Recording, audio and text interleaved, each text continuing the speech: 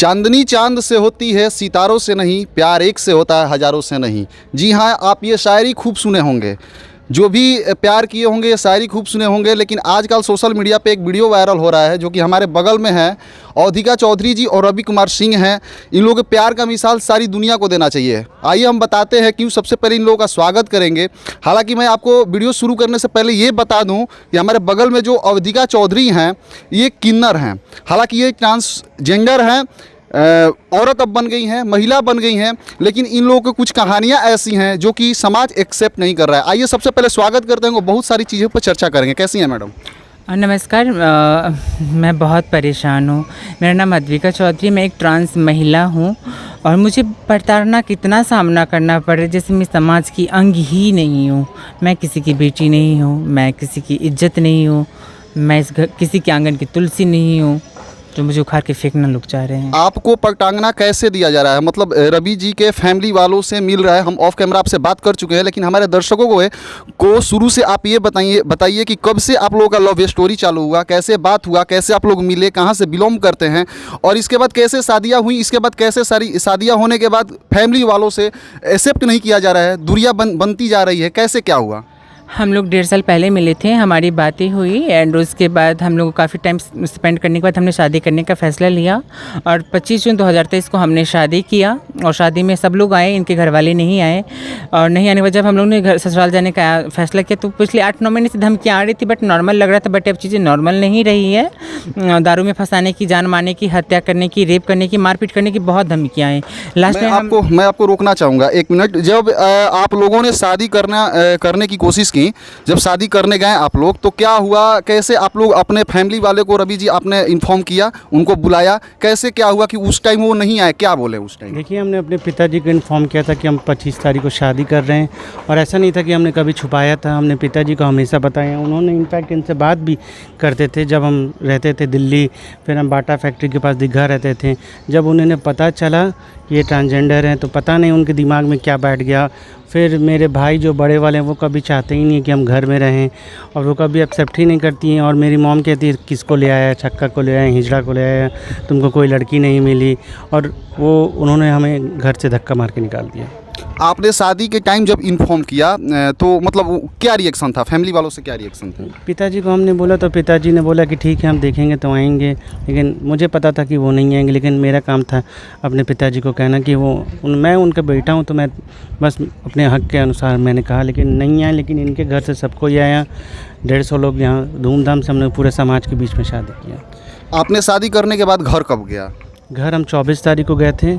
24 तारीख को, मतलब इतना होने के बाद हम थाने में पहले दानापुर थाना गए। दानापुर थाना हमें 6, साढ़े 6, 7 बजे के लगभग लेके गया। उस टाइम घर वालों ने अच्छे से रूम में छोड़ रहने दिया, क्योंकि थानेदार ने बोला कि इनको जहाँ रहना है, जो रूम है इनका, उनमें रहने देना। आप बोलेंगे नहीं, यही बोलेंगे। लेकिन सुबह होते होते बार मेरे पिताजी, ये तुम स्टेटमेंट वापस ले लो, तुम इतना हमको समाज के बीच में कर दिया, हम मर जाएंगे, ये हो जाएंगे। फिर मेरा भाई इनसे मारपीट किया है, बहुत मारा इन्हें। फिर हम छुड़ाने की कोशिश की, बात बिगड़ती गई।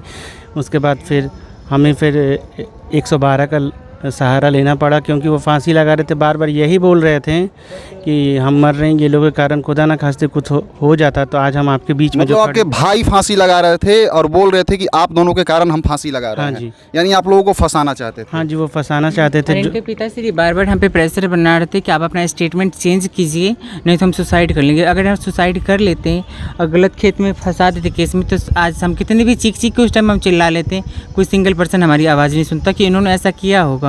वहाँ से उसके निकालने के बाद हमने समझा कि अब हमें स्टेटमेंट देना चाहिए, नहीं तो हमें न्याय नहीं मिलेगा। थाना पूरी बिक चुकी है, पूरे दानापुर थाना बिक चुकी है। उनके जो अध्यक्ष थे, थाना अध्यक्ष थे, उन्होंने बोलने पे हम लोग को वहाँ से धक्का दे के निकाल दिया गया थाना से। किसी प्रकार की कोई कार्रवाई नहीं की गई, कोई भी FIR दर्ज नहीं की गई, कोई एक्शन नहीं लिया गया।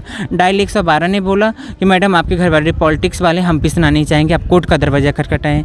भला एक घर में रहने के लिए कोर्ट कौन जाता है? मैं अपने दर्शकों को बता दूं कि रवि जी के जो फैमिली वाले हैं, यानी कि इनके पिताजी हैं, जो भाई हैं, उनको पॉलिटिकल पावर है, यानी कह सकते हैं कि आरजेडी के वो कार्यकर्ता हैं। मैं बिल्कुल सही बोल रहा हूँ? हाँ जी। और उन लोगों ने ये इसी कारण प्रेशर बना रहे हैं कि आप अपना स्टेटमेंट बदलिए और हमारे लड़कों को छोड़ दीजिए। औदिका जी को यही प्रेशर दिया जा रहा है। आगे आप लोगों का हम ये जानना चाहते हैं कि आप कब शादी की, आप बताइएगा कब शादी की और कब आप घर पे गई और कब पुलिस कार्रवाई के लिए आपने इन्फॉर्म किया थाना को या फिर महिला विकास में या फिर जहाँ पे भी आपने गई या फिर लिखित आवेदन दिया या फिर जो भी किया, कब से आपकी प्रक्रिया चालू हुई है? मैं 25 जून 2023 को हमारी शादी हुई थी। फिर भी हम लोग 1 महीने शांत थे, बट इतनी धमकियाँ आने के बाद इन्होंने बहुत रिक्वेस्ट की। जब नहीं माने तो हमको लिखित में आना पड़ा, क्योंकि बहुत धमकियाँ मिल रही थी, कब कौन मार दे नहीं पता। फिर हम लिखित में 24 जुलाई को दानापुर थाना में हमने लिखित कंप्लेंट कंप्लेंट रिसीव हुआ। पुलिस वाले घर लेके गए, 2 दिन उस दिन गए तो उस दिन पुलिस वाले के सामने सब ठीक था। उसके बाद प्रताड़ित करने स्टार्ट किया गया। 25 तारीख को सुबह 10 बज के कुछ मिनट पे 30 मिनट पे 10 बज के 30-32 मिनट पर हमारे साथ मारपीट की घटना को अंजाम दी गई। बहुत मारा गया, मुझे बहुत टॉर्चर किया गया। अगर नहीं अपना बयान वापस लेती हो तो हम फांसी लगा लेंगे, तो इसकी जिम्मेवार सिर्फ तुम हो। इनके पिताश्री हम लोग को बोल रहे थे घर में आके सब नॉर्मल है, तुम लोग ठीक से रहो। बाहर जाके लोगों को बुला के कहते थे कि हम इसके चक्कर में सुसाइड कर लेंगे, बहुत परेशान कर रहे हैं। ऐसे डबल फेस होने के कारण हम लोग बहुत परेशान हो गए। फिर 26-27 तारीख को इनका भाई दोपहर के 2 बजे फांसी लगा रहे थे। इनके पिताश्री ने कि माँ बहुत हल्ला करी थी, मेरी बेटी को बचा लो। इनका भाई वीडियो में था, हम इसके चक्कर में फांसी लगा रहे हैं। तो हम इनके अपोजिट वाले रूम में थे। हम जब सुने तो हम डायरेक्ट 112 पे फ़ोन किए, कैसे से हो रहा है। पुलिस आई, वार्ताएँ हुई। जब पुलिस हमको गाड़ी में बैठा के थाना ले जा रही थी तो बोले कि आपके ससुराल वाले भी आएंगे, लिखित में देंगे कि आप लोग की सुरक्षा इनके हाथ में है। तो ससुराल वाले ठीक है, हम लोग थाना तो चले गए लेकिन ससुराल वाले नहीं आए। थाना अध्यक्ष गाड़ी में जो पुलिस 112 ले जा रही थी कि आपके ससुराल वाले हैं, पावर वाले हैं, हम यहाँ पे कुछ नहीं कहना चाहेंगे, हम पीस जाएंगे, आप कोर्ट जाएं। भला हम इस चीज़ के लिए कोर्ट, हमारे पास पैसे ही नहीं है इतने कि हम कोर्ट जाएं, भला हमको इंसाफ नहीं मिलेगा। अब इंसाफ हमें कौन दिलाएगा? इंसाफ बिल्कुल आपको मिलेगा। जो दर्शक वीडियो देख रहे हैं यही लोग दिलाएंगे, क्योंकि पब्लिक ही सर्वोपरि है। लोकतांत्रिक देश में हम लोग रहते हैं। तो आपकी क्या एक्सेप्ट मतलब उनसे क्या मांगे हैं, कैसे आप देखती हैं कि उनसे क्या हमको चाहिए, मतलब और इसके बाद पॉलिटिकल पावर है तो अपने आप को किस तरह से देखती हैं कि क्या वो लोग कर सकते हैं, और पुलिस प्रशासन से क्या उम्मीदें हैं? पुलिस प्रशासन से मुझे अब कोई उम्मीदें नहीं है, क्योंकि वो लोग बिके हुए लोग हैं।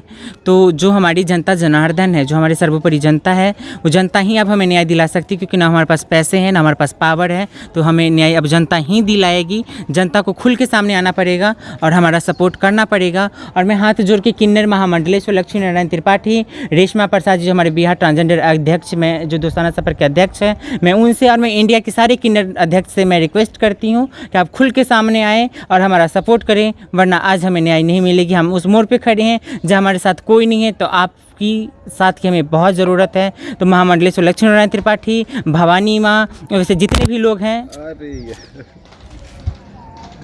सब लोग को साथ आके सपोर्ट करने की ज़रूरत है, वरना हमें इंसाफ नहीं मिलेगी। और कौन कहाँ कब मार दे इसका भी हमें नहीं पता। पुलिस बिक चुकी है, पुलिस से उम्मीद नहीं है। अब हमारी इंसाफ जनता करेगी, जनता जनार्दन करेगी। अब सब जनता के हाथ में है, मार देंगे या जीने का अधिकार देंगे। क्योंकि ट्रांसजेंडर होना पाप नहीं है। वो आज मेरे घर में, कल आपके घर में, कल किसी के घर में हो सकता है। तो आप भला कब तक दबाएंगे चीज़ों को? आपको सामने आना पड़ेगा। बिहार के नेताओं कहते हैं कि फर्स्ट बिहार और फर्स्ट बिहारी। कहाँ से फर्स्ट बिहार और फर्स्ट बिहारी हो जाएंगे, जबकि समाज में इस तरह के व्यवस्थाएं हैं कि एक्सेप्ट नहीं किया जा रहा है, एक ट्रांसजेंडर को एक्सेप्ट नहीं किया जा रहा है।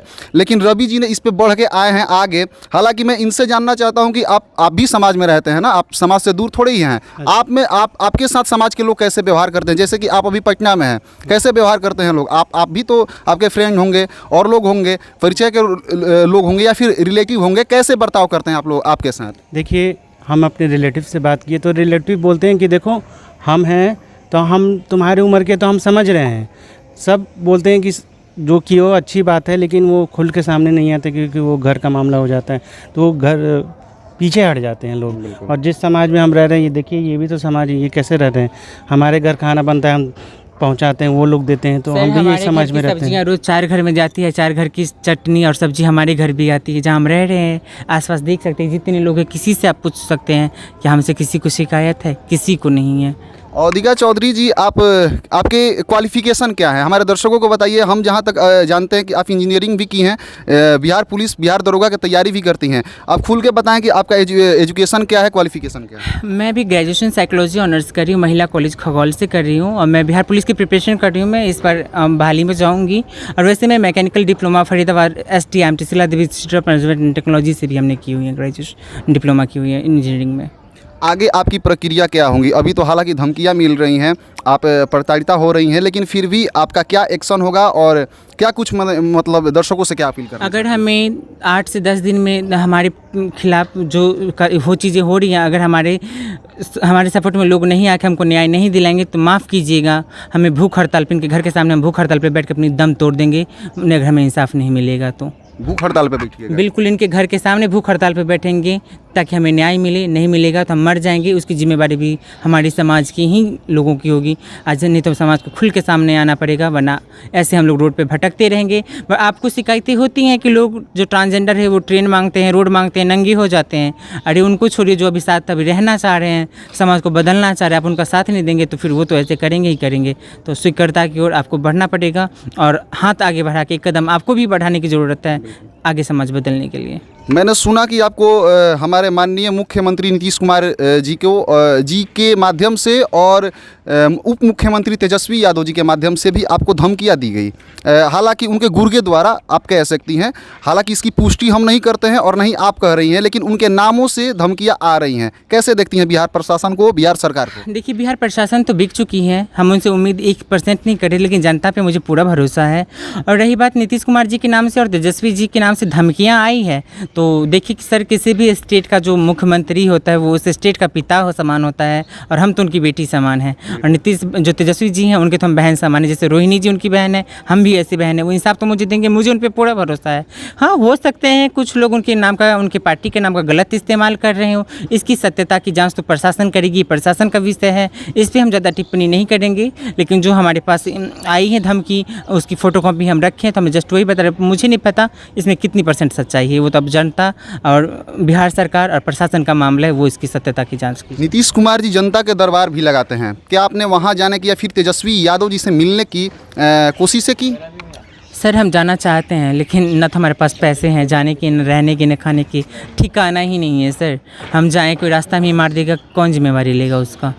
2% अगर मैं 1% सेफ भी हूँ तो बस घर में ही हूँ। अभी ये भी नहीं पता कैसे है, क्या होगा आगे, क्या होगा हमारे साथ, बट अभी थोड़ी सी सेफ मैं घर में ही हूँ। मैं बिल्कुल बाहर नहीं जाना चाहती अभी। तो ये है इनकी कहानी औदिका चौधरी और रवि कुमार सिंह का। हालांकि आपको क्या लगता है, इनको समाज एक्सेप्ट करना चाहिए कि नहीं, समाज को करना चाहिए कि नहीं, इनके फैमिली वालों को करना चाहिए कि नहीं?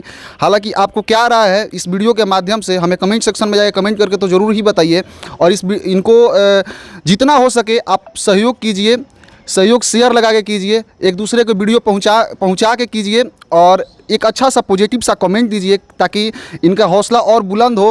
हालांकि रवि जी, बहुत कम ऐसे बिहार में देखने को मिलता है कि आपके जैसा युवा हैं और एक ट्रांसजेंडर से शादी करते हैं। आपको कैसे ख्याल आया और आपको मतलब कैसे लगा कि औदिका जी से हमको शादी करना चाहिए? कैसे आपकी प्यार की शुरुआत हुई? देखिए, प्यार की कोई परिभाषा नहीं होता है, और हमने जो भी किया बहुत अच्छा किया। एक ना एक दिन खुल के किसी को ना किसी को सामने आना था, वो मैं पहला शख्स जो हमने किया। मुझे गर्व है अपने ऊपर, और मेरी वाइफ है, मरते दम तक हम उनका साथ देंगे। चलिए, कहीं ना कहीं बहुत अच्छे इंसान भी हैं, बात करके भी लग रहा है। हालांकि आपको क्या लगता है, एक बार ज़रूर हमें कमेंट सेक्शन में जाके कमेंट कीजिएगा, क्योंकि इन लोगों को अभी ना जिसके बोला जाता है ना, एक भोजपुरी में कहावत है जो कि वो घर के ना जे घाट के, तो उस तरह से जब ये घर के भी नहीं है तो फिर इनको कौन सहयोग करेगा, कौन ये इनके हौसले को बुलंद करेगा? तो आप लोग इस वीडियो को अधिक से अधिक शेयर कीजिए और एक अच्छा सा पॉजिटिव सा कमेंट इसमें दीजिए कि इनका हौसला और बुलंद हो। और इस एपिसोड को कैसा लगा आपको, कमेंट सेक्शन में तो जाके कमेंट कीजिए ही। हालांकि इसको शेयर कीजिए ताकि मुख्यमंत्री, उप मुख्यमंत्री तक ये वीडियो पहुँचे। जो लोग कहते हैं कि फर्स्ट बिहार और फर्स्ट बिहारी की बात करते हैं, उन तक भी ये वीडियो पहुँचे, और एक अच्छा सा कमेंट करके इनका हौसला और बुलंद करें। नेक्स्ट एपिसोड पाने के लिए हमारे चैनल के साथ ऐसे ही बने रहे। जय हो।